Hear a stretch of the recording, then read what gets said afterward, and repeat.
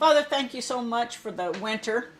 I know that we don't enjoy this cold weather with our bones aching, but Father, I thank you for the rest that we have and the plants have. Father, guide us and direct us. We are very thankful for everything you've given us, for the blessings of this church we can worship in, for the blessings of health. Thank you that we can get up out of bed and come. I pray for those that can't. And Father, I pray for those that are watching us on TV. I ask that sometime they will come and join us. We ask all this in Jesus Christ's name. Amen. Amen. I don't know if curiosity has gotten all of you. I came in and I was sitting and reading the in-between of these stories. I like to hear what happened in between Jacob's dream and the other thing that happened. And you know what? If Abraham had not had his servant come in and have a baby, we wouldn't be having some of the problems we have today. And then if his sons didn't do the same thing. And their families are the reason we are arguing with each other in the world today. If we could have just kept everything the way God wanted it. Jacob is going to form a relationship with God. Do you remember when God saved you? I do. You remember when you got that call from him? I want you to be in my family. I want you to love me. I want you to consider me your father and your keeper and your healer and your guide. And be there with me from now on. I'll guide you. Jacob's going to have a new relationship with God. And I know that his family believed, but did he have a relationship? Because he was a trickster. And what happened was, when he got his brother's birthright, he was sent away. And you know who sent him away? His mother. Mm-hmm. His mother and his father. He finally decided, I know that son is angry, and I've got to get him out of here. Well, let's look at it. It says, Jacob left Beersheba and set out for Haran. He reached a certain place and spent the night there. When the sun had set, he took one of the stones at that place and put it near his head, and then he lay down there. Could you lay on a stone for a pillow? He dreamed and saw a raised staircase, its foundation on the earth and its top touching the sky, and God's messengers were ascending and descending on it. Did you hear that? God's messengers were ascending and descending on it. Suddenly the Lord was standing on it, saying, I am the Lord, the God of your father Abraham, and the God of Isaac. I will give you and your descendants the land on which you are lying. Your descendants will become like the dust of the earth, and you will spread out to the west, the east, the north, and south. Every family of earth will be blessed because of you and your descendants. I am with you now. I will protect you everywhere you go, and I will bring you back to this land. I will not leave you until I have done everything that I have promised you. Now, when Jacob woke from his sleep, he thought to himself, the Lord is definitely in this place. But I didn't know it. He was terrified and thought, this sacred place is awesome. It's none other than God's house and the entrance to heaven. After Jacob got up early in the morning, he took the stone that he had put near his head, set it up as a sacred pillar, and poured oil on top of it. He named that sacred place Bethel, though Luz was the city's original name. Jacob made a solemn promise.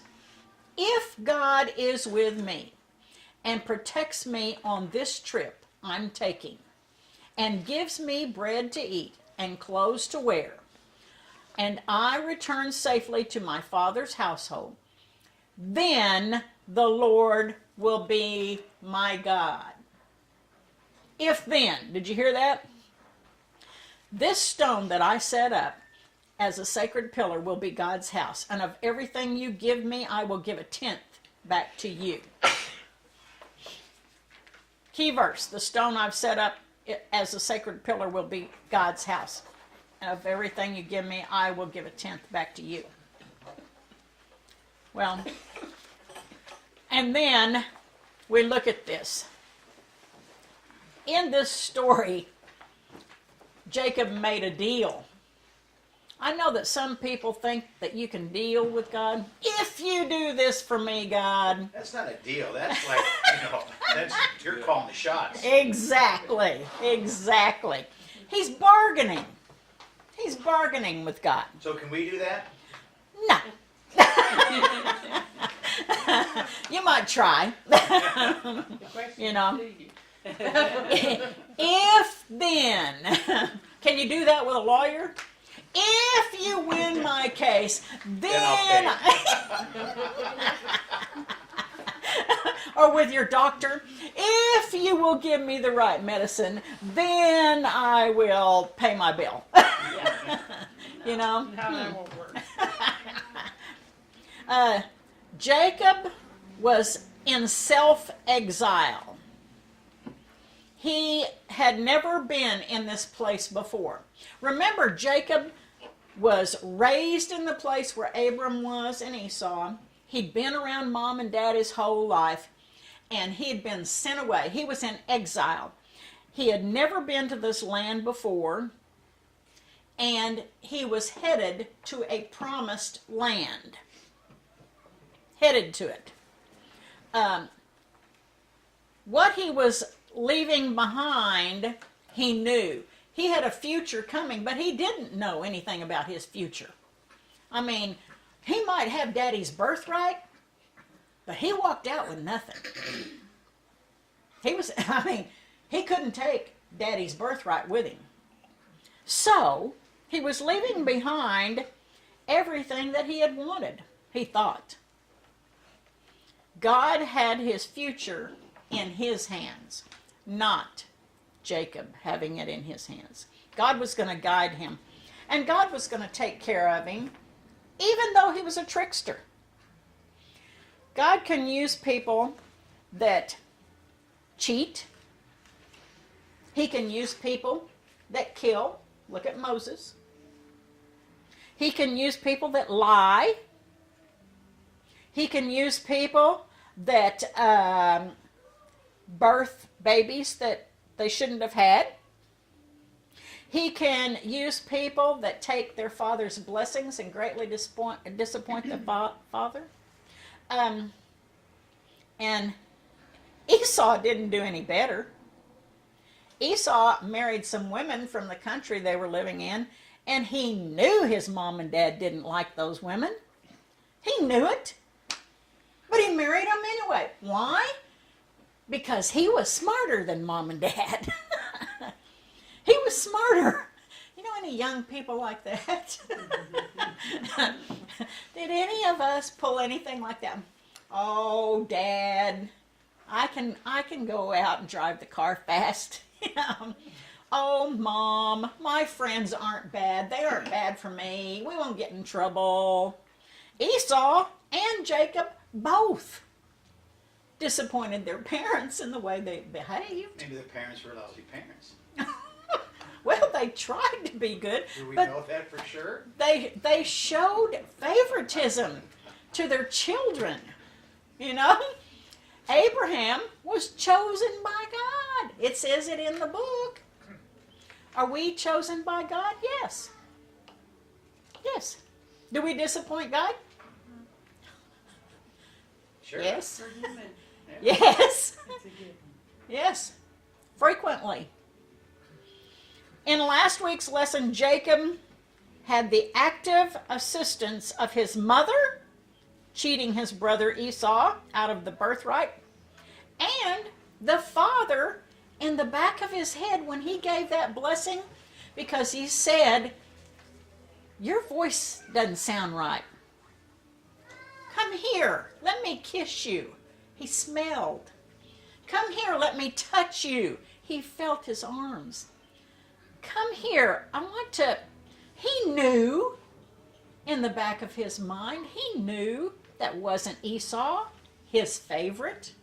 And the mother, she was just right in the big middle of Oh, yeah. the whole scheme. Yeah, this whole With the hair on family. his arms and everything, you know.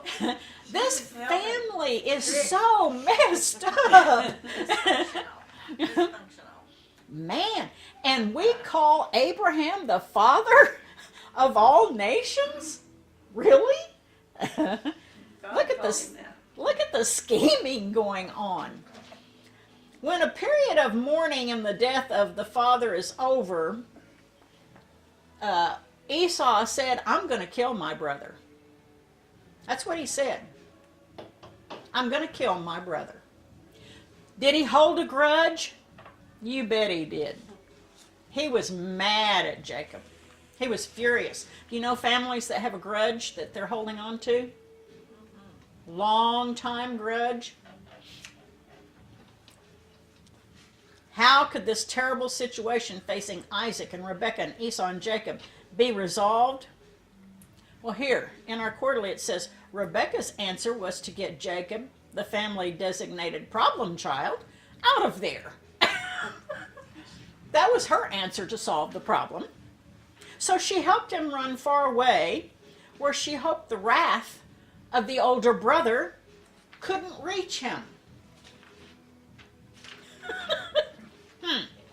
Well, she sent Jacob to her brother, Laban. Oh my goodness, here's the next soap opera. Laban was a trickster too.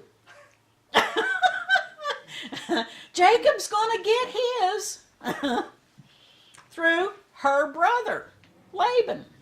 Now, Jacob ran for his life, in spite of the fact that optimism that Esau, at some point, he might forget what happened. What do you think? No way. Esau's, I was ready to say, yeah, he does. Esau's left with mom and dad because Jacob's run away, and he knows what mom did.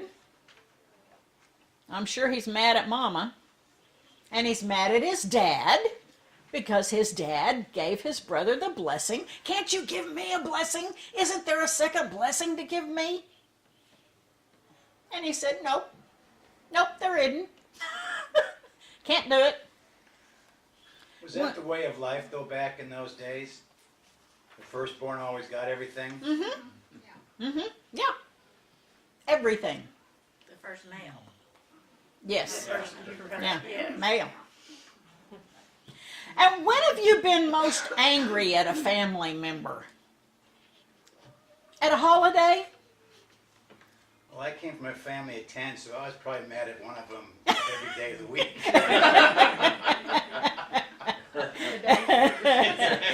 Just pick one.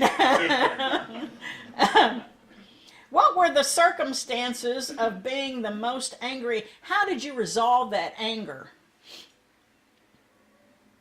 Mother. Mom got in between? Yeah. Mom got it.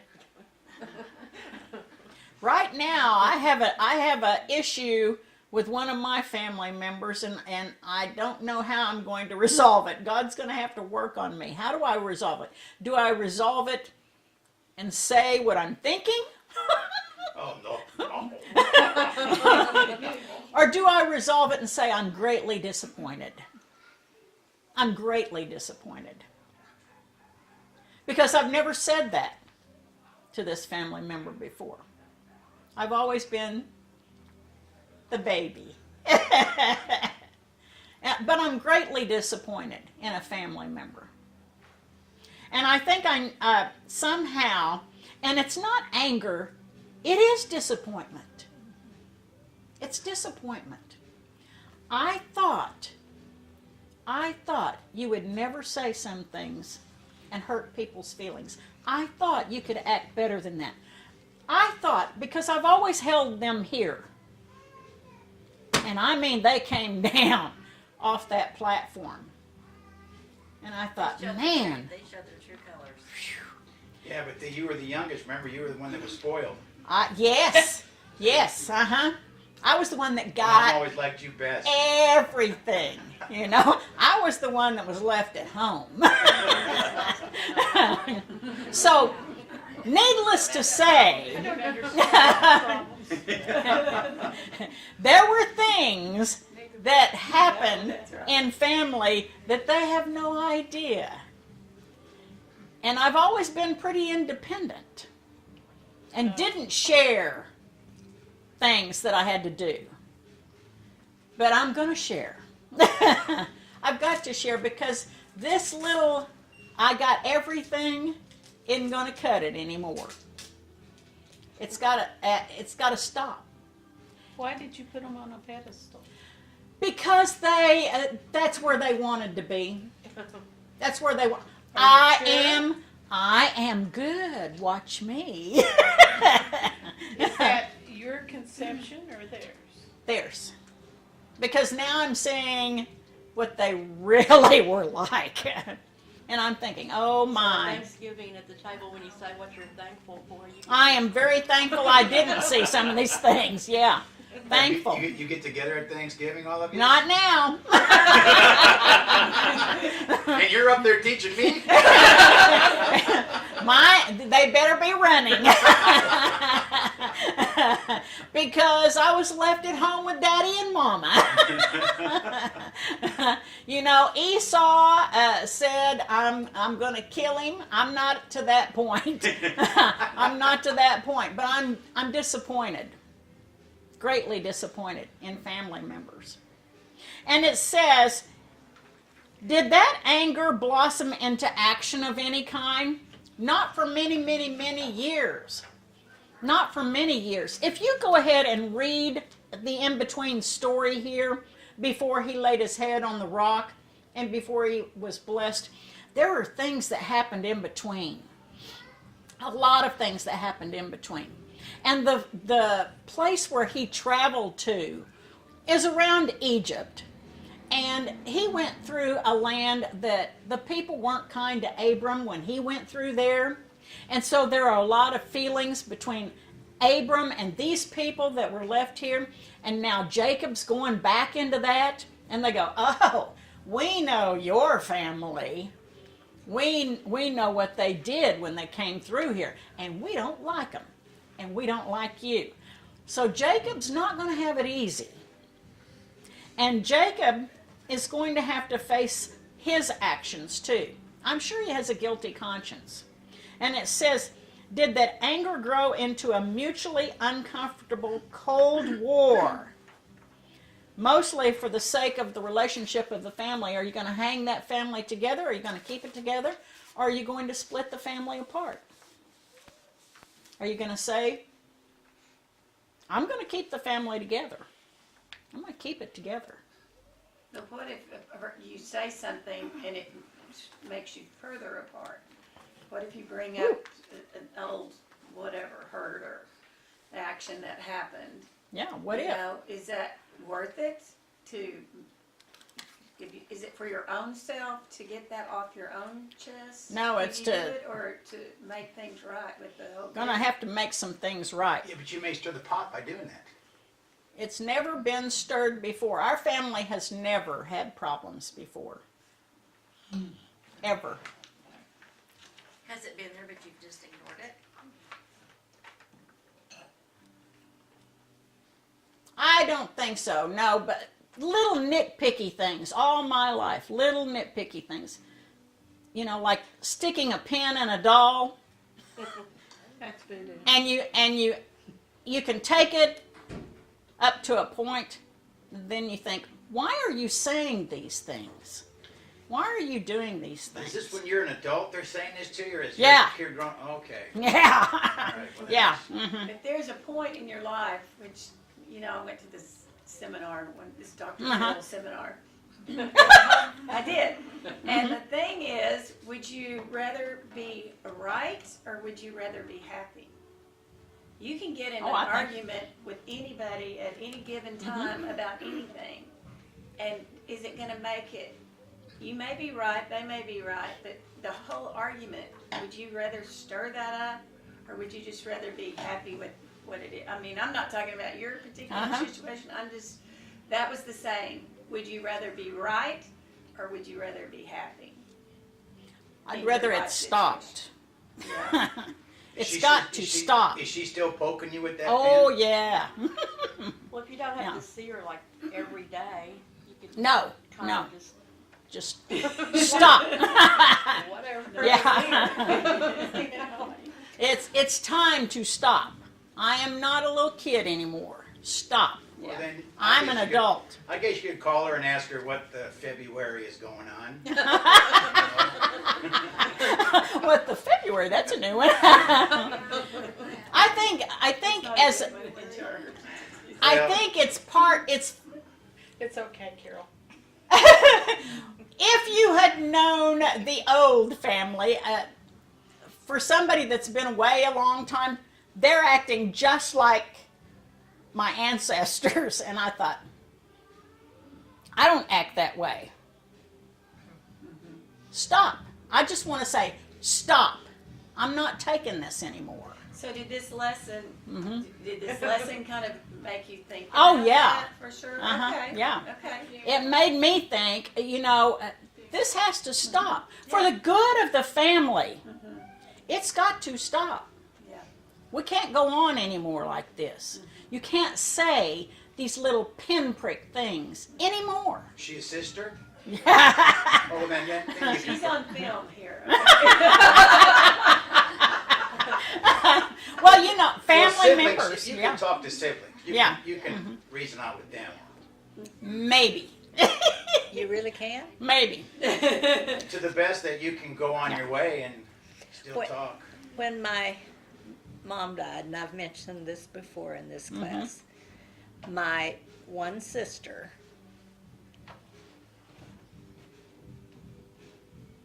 just went berserk, I called it. And she turned around and told me where to get off and she'd never want to talk to me again. And I don't know what all she said because I turned myself off from listening. And, but I started crying. And I really did cry hard. I was seated in the second row at the funeral home. And she just went on and on and on and finally turned around and left, which I was thankful for.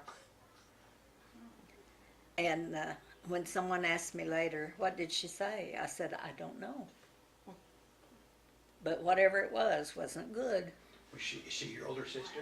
No, I'm the oldest of the Oh, she was one girls. of those spoiled little ones. Well, I remember that. I remember you were You always think disappointed. that way. Yeah. but when I was not only disappointed, I was hurt, I was angry, Yes. Yes. and You don't see her for Thanksgiving anymore. oh, no, not for Thanksgiving, but I see her occasionally. But I remembered one thing that Bob Hayes spoke after I went through one of my talking bits, and he said, whatever it was, you've got to forgive her. Because you have to forgive. Not just once, but many times. But she and her husband now go to church, little, I don't know the name of the church, but she lives at Marlow, so she's the closest person of my siblings that are left to me in distance. And I did call the other sister a time or two, and then one time I thought, I haven't talked to her in years, and it has been years. It was in '08 that my mom died, and this happened way back. But I called her one day, and she just talked and talked and talked and talked, but not about us, just talked. And I talk to her about once a month now. Maybe you did. Maybe by doing what you did was good. And through guilt, she felt guilty about what she said to you. Possibly she remembers. She's Yeah. never mentioned it. Yeah. She's never, and I Might be haven't embarrassed mentioned. about it. And I haven't mentioned it. But I prayed for whatever I had done that would cause her to be so upset with me. She didn't get that way with the other sister that is living, nor the one brother that is living. But she still lives down by Marlowe, and You call her, or does she call you? both. Once in a while, she calls me, and I call her. We talk about once a month, and then I see her, once a year, maybe. Family reunion, nothing ever happened. She comes and hugs my neck and tells me I whatever she remember wants to you were know. hurt though. Oh, I was so hurt. I didn't even. I was about ready to kick Don out.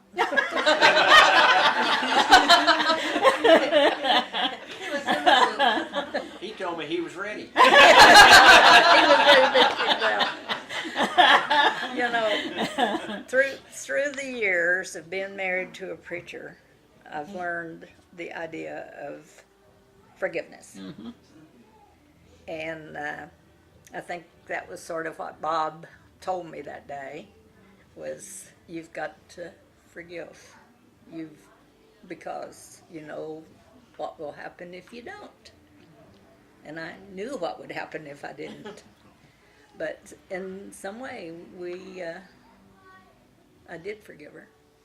I still don't know what she said, because it was so nasty.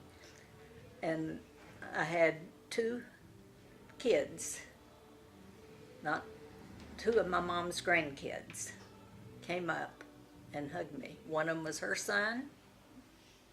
She has 1 son and 1 daughter. And the one that came and just hugged me and was trying to help me get through that. Console you. But they could hear her because she was so loud. And I don't know. None of them have ever said that. I told Phyllis, I said, I don't even want to know anymore what she said. But why did I get hurt so bad? Well, that's natural. Yeah, I think so. That's natural. I think Especially so. when it's somebody you care about. When it's somebody you Yeah. really care about. Because she was lower on the totem pole in age than I. I was number 2, and she was number 8. Yeah, Out think of about 10. yeah. Think Out about of the 10. change in family dynamics when you have one child leave, and you know you're not going to see that child probably again before you die. And Abram didn't think he would see that son again before he died, and he did not. He did not see him. Esau buried him, and that day said, "I'm going to kill my brother," because he held that resentment that whole time. And that's what unforgiveness does. That's to a person. exactly, yeah. It hurts your heart. And it says that in this story, Isaac said, I'm going to love God if you take care of me, if you do these things for me. Centuries later, Jesus seems to comment on the incident of Jacob. And it says, during Jesus' ministry, it happens during his first meeting with Nathanael, who becomes one of his disciples, expressing astonishment at what Jesus knows about him. Nathanael declares Jesus to be both the Son of God and the King of Israel. In response, Jesus declares that Nathanael will witness greater things. And Jacob will witness greater things too. One such thing being heaven opening up and angels of God descending and ascending to heaven. Jesus will serve the function of the stairway for us. He will be that stairway.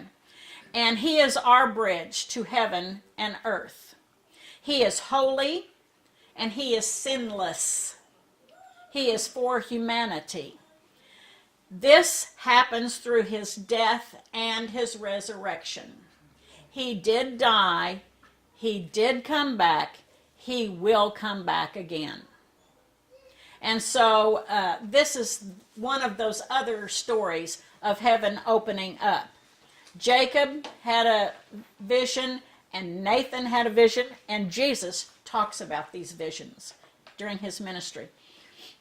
What are some ways our church can better participate in fulfilling God's promises in Genesis 28:14? It says, all people on earth will be blessed through you and your offspring. In what ways our church can better participate in fulfilling that? We're going to be taking a vote in February. Our church will need to fulfill its promise to God to share the word of Jesus Christ. And are we going to fulfill that word and continue on, or are we going to split apart? I think we need to be praying. We're family. We love each other. Think about it.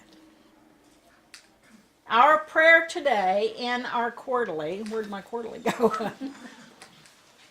Says, ever present and ever grace-filled Lord and God, let us sense and know your presence with us as you were with Jacob. Let us know your nearness and love. Despite our failure to live according to your will, give us the courage and the tenacity to live your way of love, even in the midst of a world that seems to trust power, wealth, status. Instead of trusting in your presence, we ask this in the name of the Word made flesh, Christ Jesus. Amen.